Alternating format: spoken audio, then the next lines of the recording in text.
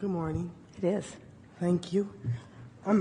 I just started listening in October, a couple months ago, and when I... Doesn't matter, because if you heard a fraction of what we said today, you've heard everything that you will ever need to know to live happily ever after. Right. You don't need to go back and retrace your steps through anything. You just have to want to be happy and get up in the morning and go after that and do it for 30 days. That's the message. Right. I get that. And that's why it was so good to me.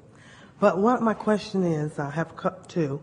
And my first question is... We have time for one, so choose your most important one. Okay, choose my most important one. Okay. The other one. The other one. Okay. What is it when you're on the high-flying disc and everything's going really great for you and you can't keep it? You're just not stable there because you haven't practiced it enough, and more time getting back on it and sustaining it longer. You're never going to be there. You're never going to be there so solidly while you're in this physical body that something couldn't knock you from it. But it just gets easier and easier to return there. We said for a while that when you fall off, just wait till tomorrow morning and get back on again. And when you fall off, just wait till tomorrow morning and get back on again.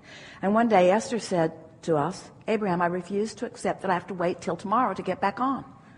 I know I have the ability to focus wheel myself or placemat process myself.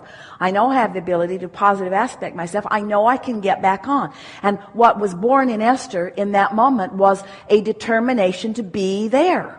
In other words, you just have to decide that that's where you belong. But you have to show yourself that you can stay there consistently. In other words, you have to sort of teach yourself to believe that you can be there consistently. And then it just gets easier and easier, doesn't it? Some of you have been doing it. Isn't it easier and easier and easier? And that doesn't mean that some issue that you've forgotten about won't show itself to you in some way and push a hot button, and you might... In other words, it's easy for you to pick up on some of those other trails of momentum that have just been sort of dormant or inactive. But in time, you will have reconsidered everything that matters so productively that it will really be a rare thing that will knock you from your stability. Nothing knocks us from it. Nothing knocks us from it. And that's why it is possible for you to have negative emotion. In other words, you feel negative emotion because we're always here and sometimes you're here. If we came down there with you, there would be no contrast and you wouldn't feel negative emotion. And so it's a good thing that you can feel negative emotion because it's how you guide yourself, you see. And after all, don't you want to feel good? Mm-hmm.